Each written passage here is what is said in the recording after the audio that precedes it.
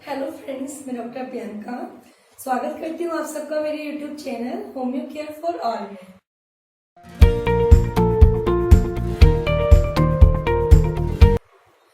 Friends, आज हम बात करेंगे एक नॉर्मल युवा अवस्था की यानी कि एडल्ट स्टेज की डिजीज के बारे में। जो नॉर्मल हार्मोनल चेंजेस भी होते हैं बॉडी में, तब ये डेवलप हो जाते हैं फेस पर, जिन्हें हम कहते हैं एक्ने या पिंपल्स, यानी कि नॉर्मल लैंग्वेज में कहते हैं उन्हें कील या मुहासे। तो ये जो कील या मुहासे हैं, मतलब कि एक्ने और पिंपल्स, ये किसी भी लड़का या लड़की मतलब मेल या फीमेल में हो सकते हैं। जनरली इसका जो मेन कारण रहता है, जैसे जैसे हमारी एज बढ़ती है हमारी बॉडी में नॉर्मली हार्मोनल चेंजेस होने स्टार्ट हो जाते हैं।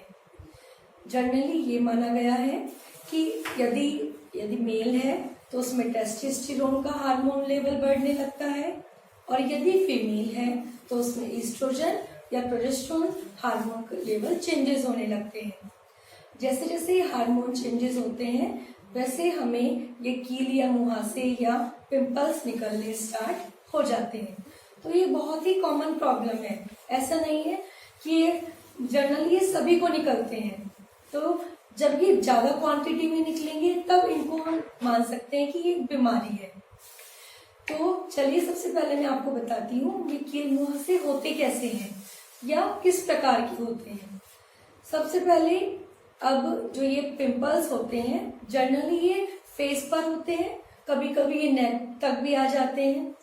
स्टार्टिंग में रेडिश कलर के होते हैं, मतलब एकदम लाल लाल कलर के छोटे छोटे दाने पूरे फेस पे बिखरे रहेंगे, या फिर केवल नोज पर या चिन पर हो जाते हैं, कभी कभी ये नेक तक फैल जाते हैं।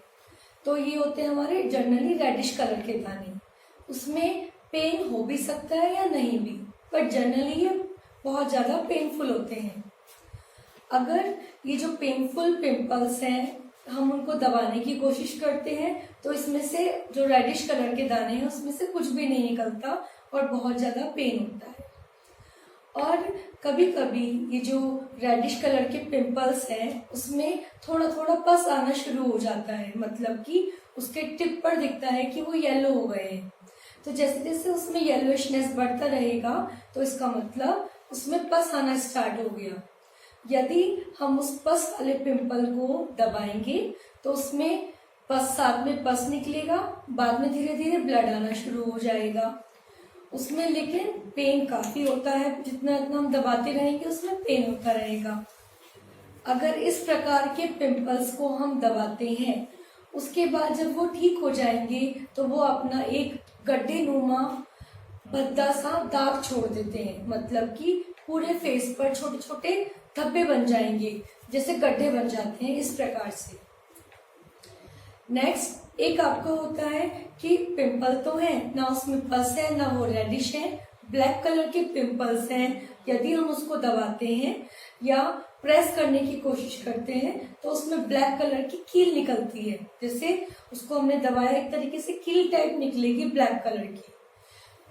कभी कभी जो ये पिंपल्स हैं वो एक क्रोनिक फॉर्म में भी कन्वर्ट हो जाते हैं, जिसके कारण ये पिंपल्स एकदम हार्ड नोडुलर मतलब गांठ के रूप में कन्वर्ट हो जाते हैं कि मोटी मोटी फेस पे गांठ बन जाती है। तो इस प्रकार से हमारे अलग अलग प्रकार के पिंपल्स हो सकते हैं। यदि ये पिंपल्स लगातार बढ़ते रहते हैं तो हमारा फेस बहुत ही गंदा एक धब्बे नुमा दिखाई देने लगता है। तो ये जो धब्बे होते हैं या जो ये निशान है कई बार हमेशा रहते हैं कि वो अपना दाग इस प्रकार से छोड़ देते हैं कि वो ठीक ही नहीं हो पाते। तो ये तो होते हैं हमारे कि हम कैसे पहचानेंगे हमें किस प्रकार के पिंपल्स हैं। अब मैं आपको बताती हूँ इसके जो मेन कारण हैं। तो सबसे पहले मैं आपको फर्स्ट इम्पॉर्टेंट कारण बता चुकी हूँ, हार्मोनल इम्बैलेंस या हार्मोनल चेंजेस। ये तो कॉमनली सभी को होता है कि हार्मोन जब चेंजेस होते हैं तो जनरली पिंपल्स किसी को भी हो सकते हैं, आइदर मेल में हो या फीमेल में हो। जनरली छोटे बच्चों में बहुत कम होते हैं पिंपल्स। ये सिर्फ एडल्ट एज की ही प्रॉब्लम इसलिए मानी गई है। कभी कभी एडल्ट एज के बाद भी ये लगातार चलते रहते हैं और प्यूबर्टी तक भी कंटिन्यूसली लगातार बने रहते हैं। तो अब मैं आपको बताती हूँ इसके कुछ अन्य कारण के कौन कौन से कारण है इसके। नेक्स्ट है आपका बहुत ज्यादा तीखा मिर्च मसाले वाला स्पाइसी फूड।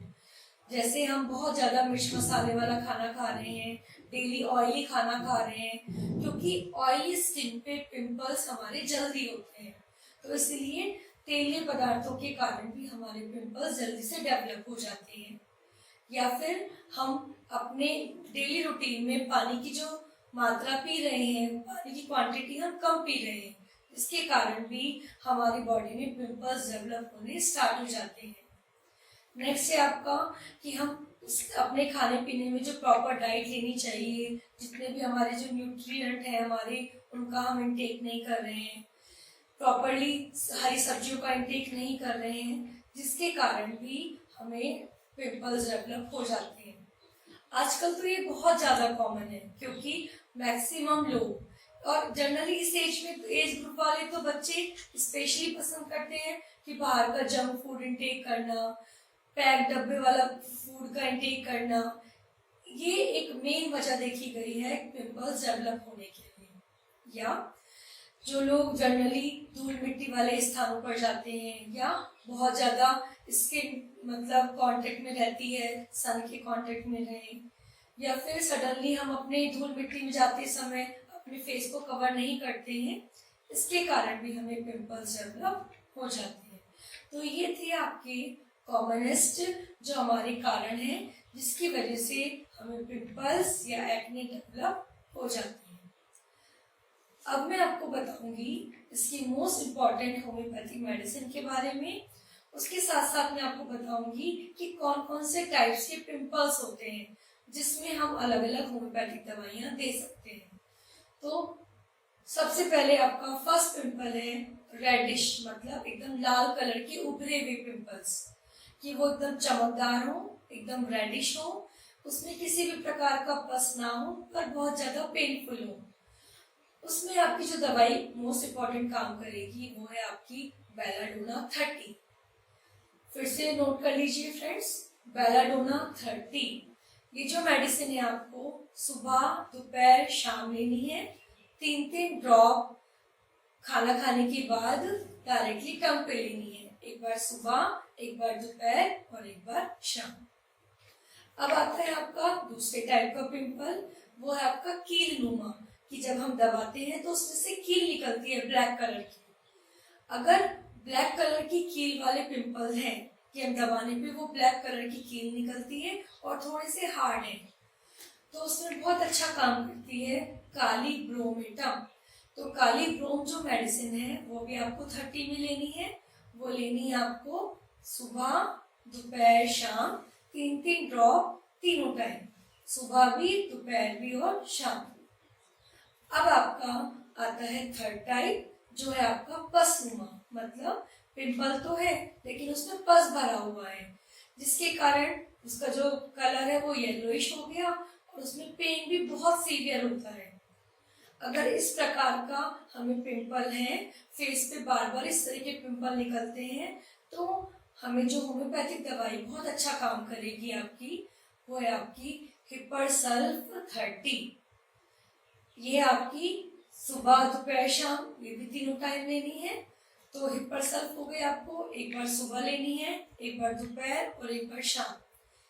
फ्रेंड्स ये जरूर याद रखना है हमें, ये मेडिसिन हमें खाना खाने के बाद ही लेनी है, या तो हम इनको 1 चम्मच पानी में भी ले सकते हैं या डायरेक्टली टंग पे भी ले सकते हैं। तो ये थी आपकी अलग अलग प्रकार के पिंपल्स के लिए अलग अलग होम्योपैथिक दवाइयाँ। अब मैं आपको बताती हूँ कुछ प्रिकॉशन के बारे में, कुछ सावधानियों के बारे में, जिसका इंटेक करके हम काफी हद तक अपनी पिंपल्स को होने के लिए रोक सकते हैं। तो सबसे पहला आपका मोस्ट इम्पॉर्टेंट है कि हमें लगभग 2 या 3 लीटर पानी डेली रूटीन में जरूर इंटेक करना है। पानी चाहे हम कम क्वांटिटी में पिए, लेकिन हम बार बार फ्रिक्वेंटली पानी पिए। सेकेंड चीज, हमारे स्किन के लिए विटामिन सी बहुत अच्छा होता है, तो इसलिए हमें विटामिन सी जिस जिस पदार्थों में पाया जाता है, जैसे हमारे खट्टे पदार्थ, हो गए आपके आंवला है, नींबू है, ऑरेंज है, ये चीजें, क्योंकि इसमें सिट्रिक एसिड पाया जाता है, वो सबसे ज्यादा क्वांटिटी में विटामिन सी कंटेन करता है। ये हमें इंटेक करना है। जैसे हम डेली एक आंवला सुबह सुबह खाली पेट ले सकते हैं। और लास्ट है आपका कि हमें हरी सब्जियों का सेवन जितना अधिक से अधिक मात्रा में हम कर सके वो हमें करना है। फ्रेंड्स, अगर आपको मेरी वीडियो पसंद आई हो तो प्लीज सब्सक्राइब जरूर करें, लाइक और शेयर करें। Thank you.